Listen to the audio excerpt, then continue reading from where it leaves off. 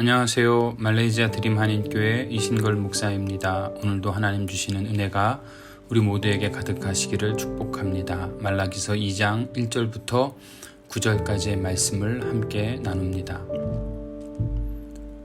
너희 제사장들아, 이제 너희에게 이같이 명령하노라. 만군의 여호와가 이르노라. 너희가 만일 듣지 아니하며 마음에 두지 아니하며 내 이름을 영화롭게 하지 아니하면 내가 너희에게 저주를 내려 너희의 복을 저주하리라. 내가 이미 저주하였나니 이는 너희가 그것을 마음에 두지 아니하였음이라. 보라, 내가 너희 자손을 꾸짖을 것이요 똥 곧 너희 절기의 희생의 똥을 너희 얼굴에 바를 것이라. 너희가 그것과 함께 지하여 버림을 당하리라. 만군의 여호와가 이르노라. 내가 이 명령을 너희에게 내린 것은 레위와 세운 나의 언약이 항상 있게 하려 함인 줄을 너희가 알리라. 레위와 세운 나의 언약은 생명과 평강의 언약이라. 내가 이것을 그에게 준 것은 그로 경외하게 하려 함이라. 그가 나를 경외하고 내 이름을 두려워하였으며 그의 입에는 진리의 법이 있었고 그의 입술에는 불의함이 없었으며 그가 화평함과 정직함으로 나와 동행하며 많은 사람을 돌이켜 죄악에서 떠나게 하였느니라.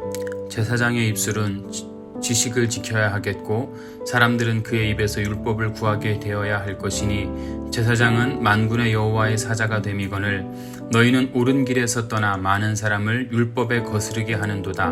나 만군의 여호와가 이르노니 너희가 레위의 언약을 깨뜨렸느니라.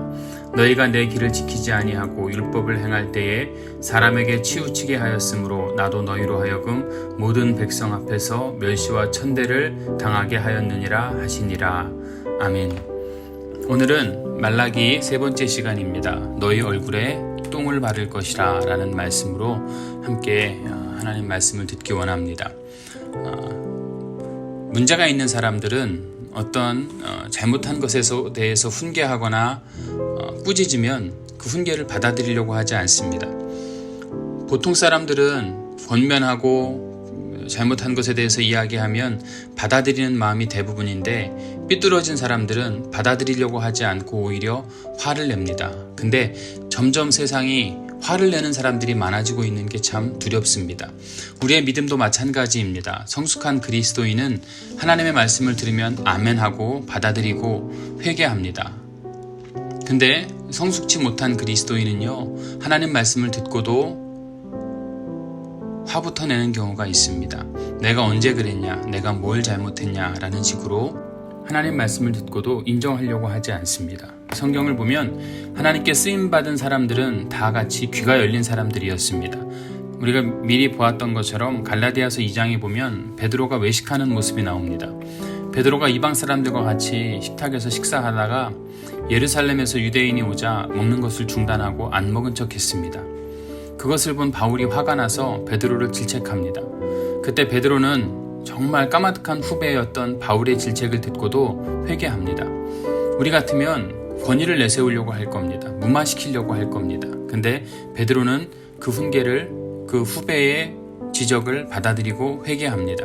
이것이 베드로의 장점이었죠. 사도행전 6장에 보면 예루살렘 교회에 구제가 잘못되어서 불평이 일어났습니다. 히브리 과부와 헬라 과부 간의 싸움이 일어났습니다. 그럴 때 보통 목사님들 같으면 그리스도 안에서 사랑하라고 했더니 서로 싸우고 있냐라고 아마 둘 다를 질책할 겁니다. 그러나 베드로는 오히려 내 탓이다 라고 이야기하면서 7명의 집사를 세우고 나는 말씀을 전하는 것과 기도하는 것에 전무하리라 라면서 자신의 잘못을 시인하고 있습니다. 하나님께 쓰임받는 사람들의 모습입니다.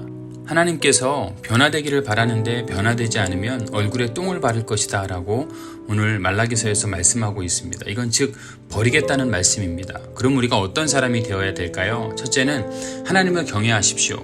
하나님을 두려워하는 사람이 되어야 합니다. 하나님을 경외하는 사람이 교회의 지도자가 될 수 있고 진정한 그리스도인도 될 수 있습니다. 그리고 6절 7절 말씀에 보니까요, 말씀을 간증하라는 겁니다. 목사에게 있어서 결코 없어서는 안 될 것이 있는데 목사가 신방도 잘하고 위로도 잘하고 구제를 잘해도 말씀에 바로 서지 못한다면 그건 빵점이겠죠. 다른 것은 좀 부족해도 말씀 가운데 든든히 서 있다면 그 교회는 흔들리지 않을 것입니다. 왜 우리를 부르셨는지 말씀을 붙들고 살아가는 그러한 목사가 되어야 되고 그러한 성도가 되어져야 될 줄로 믿습니다. 드림교회 성도 여러분, 말씀을 늘 붙잡고 말씀대로 간증하는 성도가 되시기를 축복합니다.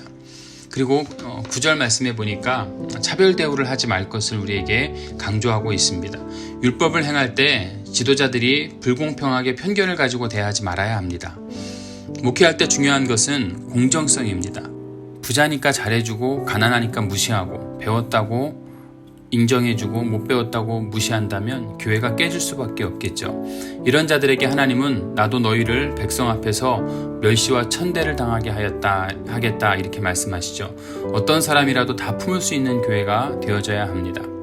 가난한 자든 부자든 어떤 사람이든지 우리가 모두 하나님의 성도들임을 알고 하나님의 사랑하는 백성들임을 알고 하나가 되어가는 교회가 진정한 교회의 모습입니다. 가난한 사람은 부자라고 시기하고 질투하지 말고 부자는 가난한 사람을 무시하지 말고 서로 하나님의 은혜로 하나 되는 은혜스러운 교회가 되어져야 될 줄로 믿습니다. 주의 종들의 가장 큰 사역 중에 하나는 많은 사람을 돌이켜 죄악에서 떠나게 하는 것입니다. 목회의 성공이 뭘까요? 많은 성도를 모으는 것도 굉장히 중요한 목회의 성공입니다. 성전을 아름답게 세우는 것도 굉장히 중요한 목회의 성공이겠죠. 근데 성도의 입에서 예수를 구주로 고백하게 만드는 것이 목회자의 사명입니다. 드림교회 성도 여러분, 예수 그리스도를 붙들고 든든히 서서 예수를 구주로 고백하는 아름답고 복된 공동체, 그런 공동체가 우리 드림교회가 되기를 우리 주님의 이름으로 축복합니다. 모두 다 승리하고 복된 그런 하루가 되시기를 다시 한번 우리 주님의 이름으로 축원합니다. 우리가 다 함께 이 시간에 기도하기를 원합니다. 하나님 말씀을 잘 생각하고 묵상하면서 기도하시고요. 하나님의 나라와 하나님의 의를 먼저 구하면서 기도하십시오. 드림교회와 말레이시아에 있는 한인교회들과 말레이시아에 많은 교회들이 있습니다. 그 교회들을 위해서 함께 기도하기 원하고요. 우리 드림교회 부흥과 성전 이전을 위해서 기도하시고요. 지금 MCO 때문에 코로나 때문에 MCO가 돼서 많은 고난과 고통 가운데 있습니다. 하루속히 이 코로나 사태가 해결될 수 있도록 여러분 기도해 주시고요. 담임 목사를 위해서 담임 목사 가정, 담임 목사 비자 문제, 담임 목사의 비즈니스 선교 문제, 그리고 아버지의 회복 문제를 위해서 여러분 기도해 주시기 원하고요. 우리 성도님들 각자 기도 제목이 있는 줄로 압니다. 그 기도 제목 뜨겁게 하나님께 부르짖어 기도하시고요. 우리의 선교지들을 위해서 기도합니다. 여러분 아시죠? 4개의 선교지가 있는데 그 선교지를 우리가 뜨겁게 붙잡고 기도해야 될 줄로 믿고요. 그리고 우리 성도님들 서로 그 가정들 이름 불러가면서 이 시간 우리 드림교회가 기도로 하나 되기를 간절히 원합니다.